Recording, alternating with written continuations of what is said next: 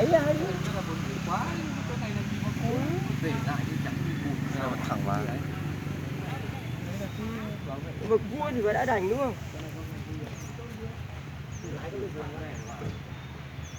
Chứ may người không.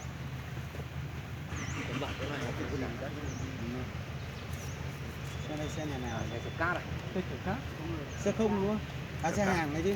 Xe hàng, xe này chở Sao lại cát. từ Cát dưới lên mà lại lộn ra đây nhỉ? Cát vậy. Còn sáng nay lúc mình đi gặp cái tàu.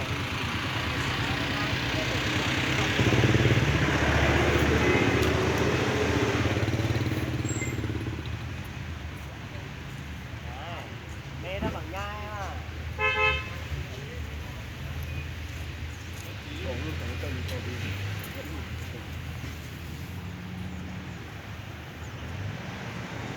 Thọ nó một hôm đó ha, ra bằng nhai quả đây.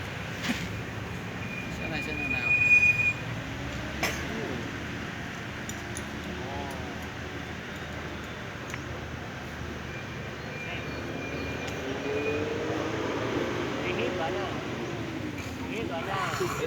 Xe tàu nó lăn. Cái này cổng sao được? Tải à?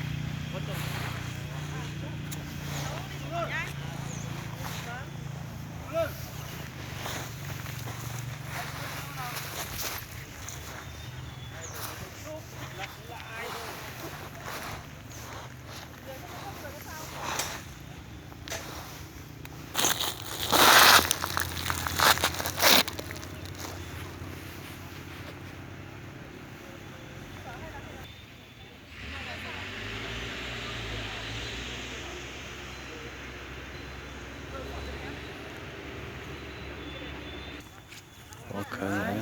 Dũng công an xã lấy máy xúc. Dũng máy xúc nó ở tận dưới kia cơ. Tận dưới. Người việc gì không? Có máy xúc ở đây thì cổng anh có lên không?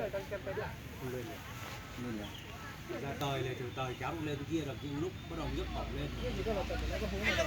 Chưa biết sắp đâu. Em đảo có mua cái đấy, sắp đồ nó không cố là mày sắp đồ đi xong ta về đây. Nếu có máy xúc phát thì gọi con 25 tấn vào nó Về đến đấy rồi, về đến qua Bắc Hà tí. Đang xem tai nạn ở đấy. Chưa?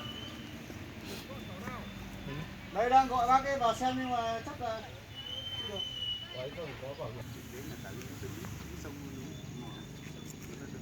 không, con này thì nó tời lên kia bắt nó rút bay lên ngay. Thì tời lên đi. con này phải có máy xúc nó lắp vào luôn. Chạm vào